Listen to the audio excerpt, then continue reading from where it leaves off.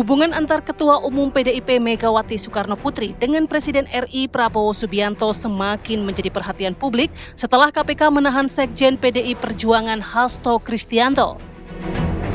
Instruksi Megawati yang meminta kadernya yang menjadi kepala daerah untuk menunda partisipasi dalam retret di Magelang juga dinilai sebagai bentuk ketidakpuasan atas penahanan Hasto. Langkah PDIP ini juga dipandang sebagai sinyal kuat bahwa partai berlambang banteng tersebut mulai mengambil jarak dengan pemerintah dan koalisi Prabowo Subianto. Lantas, apakah wacana pertemuan Prabowo dan Megawati yang sebelumnya berpeluang terjadi akan tenggelam? Lalu benarkah instruksi Megawati melarang kadernya ikut retret merupakan bentuk retaknya hubungan Prabowo-Megawati? Atau mungkinkah instruksi Megawati berubah? Ya, pertanyaan itu akankah kemudian instruksi Megawati berubah terjawab pada hari ini di mana total ada 39 kepala daerah yang sudah hadir di area retret Akmil Magelang untuk mengikuti kegiatan retret meskipun terlambat ini sudah memasuki hari keempat pemirsa. Akankah kemudian kedatangan dari sejumlah kepala daerah dari PDIP ini akan membuat hubungan antara Megawati Soekarnoputri, Ketum PD Perjuangan dan juga Presiden Prabowo membaik ataukah memang sudah ada komunikasi lagi sebelumnya? Kita akan membahas hal ini bersama dengan sejumlah narasumber kami. Sudah hadir bersama dengan kami ada Bang Hendarsa Marantoko, Ketua Lisan Prabowo. Selamat malam Bang Hendar. Selamat malam Maria. Terima kasih sudah hadir bersama kami. Sama-sama. Nanti kita minta kulik-kulik ya bagaimana suasana kebatinan Pak Prabowo dan juga di dalam partai seperti apa. Oke, dan juga sudah hadir bersama kami ada Pak Cecep Hidayat, pengamat politik dari UI. Selamat malam Pak Cecep. Selamat malam Maria. Iya, kalau kita lihat ini kan terbaru kemudian terjawab sudah ya. Sejumlah kepala daerah sudah hadir di area retret, hanya satu yang berasal dari Bali, Gubernur baru yang tak hadir dalam kegiatan retret tersebut. Mengapa kemudian ada perubahan yang begitu cepat? Apakah memang sebelumnya sudah sempat ada komunikasi antara Bu Mega dan Pak Prabowo, Bang Hendar? Ya, saya rasa memang hal ini yang patut ditanyakan ke Bu Mega dan teman-teman di PDIP ya. Kalau masalah komunikasi, sebagaimana kita ketahui juga komunikasi itu bisa saja dilakukan langsung atau tidak langsung. Saya juga tidak bisa memberikan info terkait dalam rentang waktu 4 hari ini apakah ada komunikasi atau tidak. Tapi yang pasti bahwa ada atau tidaknya komunikasi bahwa kepentingan daripada bangsa dan negara tentunya harus didahulukan dibandingkan kepentingan daripada kepentingan golongan atau kepentingan daripada Mas Hasto itu sendiri kan ya kan. Jadi tentunya para pihak ya dari Bu Mega ya PDIP, Pak Prabowo dengan Kim Plus maupun dengan Gerindra tentunya sudah harusnya sudah sama-sama tahu dan itulah yang selalu dilakukan oleh Pak Prabowo dengan mencoba merangkul seluruh elemen bangsa dengan tanpa harus juga berkoalisi kan gitu kan ya kan, makanya sempat ada istilah mitra yang konstruktif ya ya kan, menjadi mitra yang konstruktif ya kan ya mitra. Nah itu tentunya menjadi suatu clue bahwa memang pasang surut sebenarnya bukan pasang surut hubungan Bu Mega dengan Pak Prabowo tapi pasang surut dinamika perkembangan politiknya memang seperti itu kan gitu kan. Jadi kalau untuk Bu Mega dan Pak Prabowo saya bisa konfirmasi tidak ada pasang surut tentang masalah hubungan pribadi beliau berdua. Tetap sama, tetap landai, tetap saling menghargai, tetap tahu jiwanya masing-masing ya kan. Tapi nggak hadir ya kemarin di peluncuran Danantara? Ya itu balik lagi harusnya dari PDIP yang bisa Nah itu dia sayang sekali pemirsa kami hingga saat ini masih terus mencoba menghubungi juru bicara dari PDI Perjuangan namun hingga saat ini masih belum ada respon. Harapan kami sih kemudian nanti jubir dari PDI Perjuangan atau perwakilan dari mereka juga bisa bergabung berdiskusi bersama kami untuk menjawab berbagai pertanyaan itu tadi ya. Tapi apakah mungkin Pak Cecep nih bisa menjawab hal ini? Kalau kita melihat kan biasanya Bu Mega kalau sudah buat keputusan susah untuk bengkok gitu ataupun berubah. Tapi ini kemudian kita melihat akhirnya paling tidak kehadiran dari seorang Pramono Anung, Gubernur Jakarta di Magelang, di area retret paling tidak sudah menjadi simbol restu dari Bu Mega. Oke, jadi kan sebenarnya kalau kita perhatikan ya dari surat yang beredar yang instruksi dari Ketum PDI Perjuangan ya agar kepala daerah yang berasal dari PDI Perjuangan itu untuk menunda menghadiri retret. Dan dari sana sebenarnya kan ada beberapa yang mungkin sudah datang, tapi sebagian besar yang lain tuh menunggu di Jogja. Meskipun koper pakaian sudah nyampe semua ke dalam Mbak Akmil ya, kalau nggak salah itu seperti itu. Nah, itu yang pertama. Tapi saat itu sebenarnya kan ada komunikasi yang dibangun. Ya dari kepala daerah yang relatif senior yang juga tokoh nasional itu Pramono Anung, dan dia menjadi jembatan, menjadi komunikator politik antara DPP dalam hal ini Ibu Mega dan juga para elit yang lain dengan pihak penyelenggara Kemdagri yang mewakili pemerintah pusat. Jadi Pramono Anung ini kemudian yang akhirin tadi memimpin hari ini ya. Gitu. Sebagian yang dibilang ini rombongan terakhir mungkin yang ikut ya. Karena memang ada juga gubernur yang mungkin berhalangan.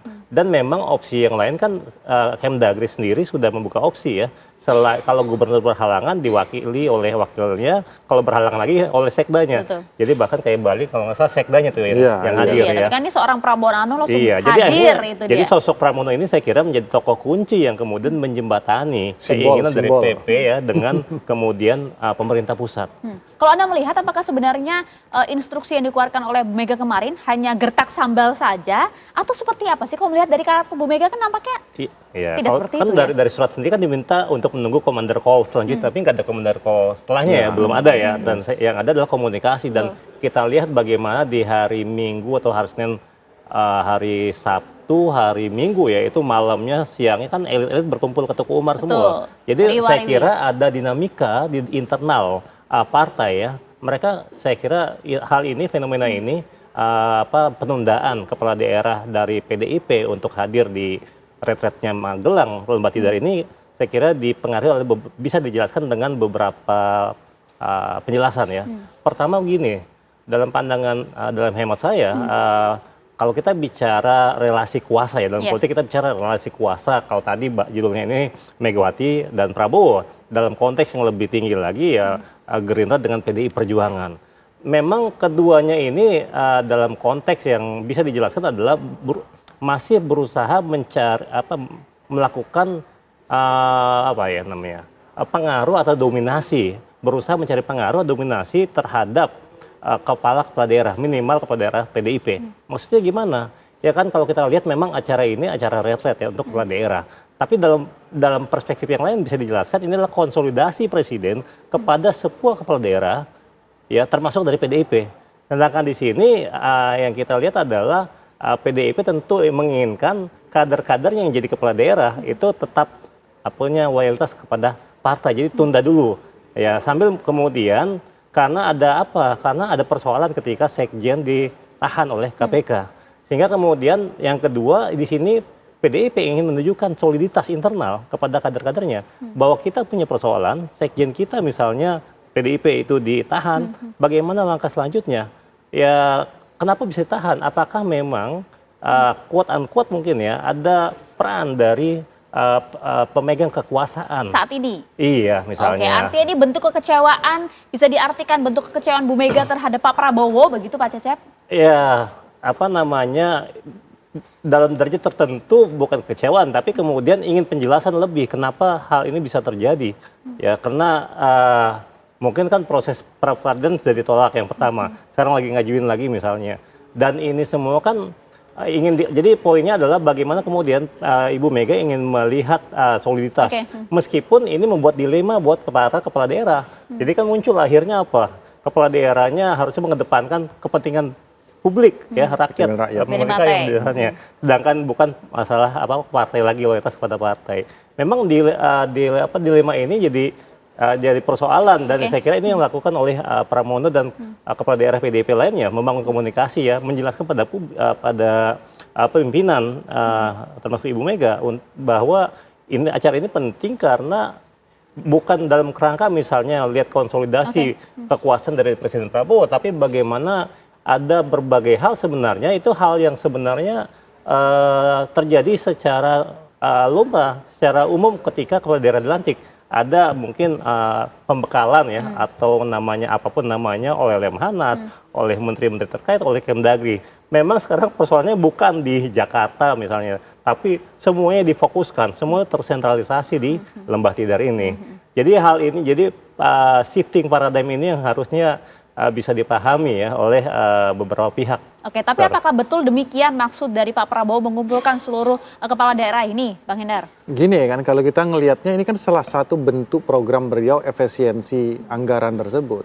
Jadi kalau kita lihat bahwa setelah kepala-kepala daerah dilantik itu mereka biasanya itu menjalani 2 program. Satu ada diklat di Kemendagri, ya, kemudian juga di Lemhanas.